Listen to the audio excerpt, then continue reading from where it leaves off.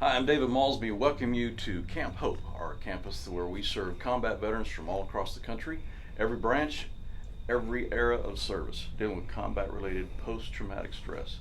And we want to introduce you to one of our newest graduates. Ali, you want to introduce yourself? Yes, sir. My name is Alioun. I'm from here, actually, Houston, Texas. But I've mostly been residing in Hawaii. I'm a resident of Hawaii right now. Going through a divorce. Spent 8 years active in the Marine Corps, United States Marine Corps. Was an infantry sniper in the Marine Corps. I have 4 combat deployments, 2 to Iraq, 1 to Yemen, and 1 to Falak Island, Kuwait. Yeah.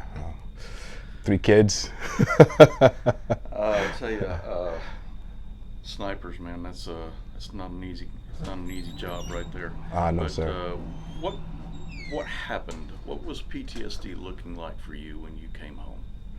When I came home, to be honest, I didn't know what was going on, but I was acting different. I was very, my behavior was very erratic. And I just kind of blamed it on the Marine Corps because how we are, we just like to, go all in and all out. But it got me in a lot of trouble with the law. I started drinking a lot more. And to my understanding, I just thought it was just normal. It's not until I started having therapy, I started realizing that when I was diagnosed with it, I was actually diagnosed with complex PTSD. Mm-hmm. I was kind of like, I was just hoping, just to get some just okay that I was okay. I was just doing some, behaviors that I shouldn't be doing.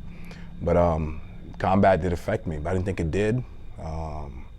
But it affected me in ways, and it affected my family. You went through a lot. So Yes, sir. what was it that you decided now is the time? This is the time I've got to do something different. Well, for me, it was because I thought I was chasing the American dream. I went for the house. I thought I had that, that's the American dream, owning the house, getting married, having kids, having the nice car, having the backyard, American flag flying on the front, back of the porch, the Marine Corps flag, had the whole, Marine Corps thing on my wall. But for some reason, there was a lot of pain that was going on inside, and I couldn't really identify it.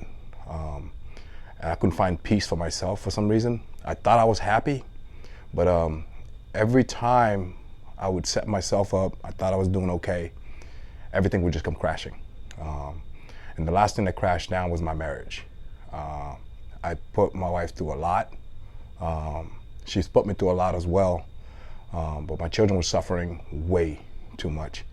And it got to the point where I had to halt everything because I'm my biggest critic. I look at myself in the mirror every day, and when my children started getting affected by it, that's when I knew I needed help.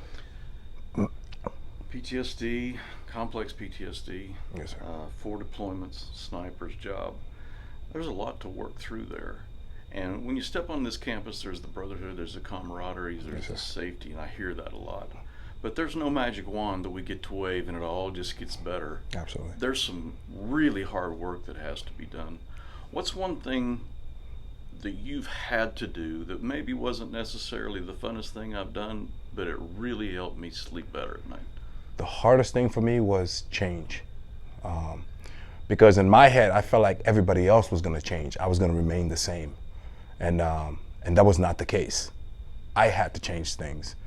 I had to build my faith. My faith was the biggest part that kind of held everything together for myself. Now, man, I mean, it was a journey. It was just a journey. I fought in the beginning because I thought I was ready to change until you're made to change. Time to do it. Then it's time to do it. But luckily for me, when I got here, I knew this was the last road for me. I saw a friend of mine that came through this program, and him and I met when we went to go bury a friend of ours who committed suicide. It was a pretty ugly suicide as well too. It was in Wyoming. We got there. My buddy was also in a bad situation at that time, and that's when I actually left Hawaii. I went back to Hawaii, then I left Hawaii and came to Houston just to get closer to family, because I had lost my family there. So I had to come back here and just trying to like reset, trying to find out exactly what I needed to do to find out exactly, you know, to move on. Because for me in my head, there was no moving on. It was the suicidal thoughts were getting more and more of a reality for me. I had attempted once before, and there was a part of me that actually felt shame that I didn't finish it. And watching my buddy come through this program and watching the changes that happened while he was here for the 7th month he was here, and talking to him and seeing how much of a difference he was and how focused he was on his faith, just made it clear for me what I needed to do. Well, we're all thankful you didn't finish that, but Yes, sir. you have finished this. Yes, sir. And we congratulate you, and we wish you the very, very best going Thank you, forward. sir. Thank you, If you would sir. like more information on this program, it is hard work. It's absolutely free. It does require change. Go to our website, ptsdusa.org.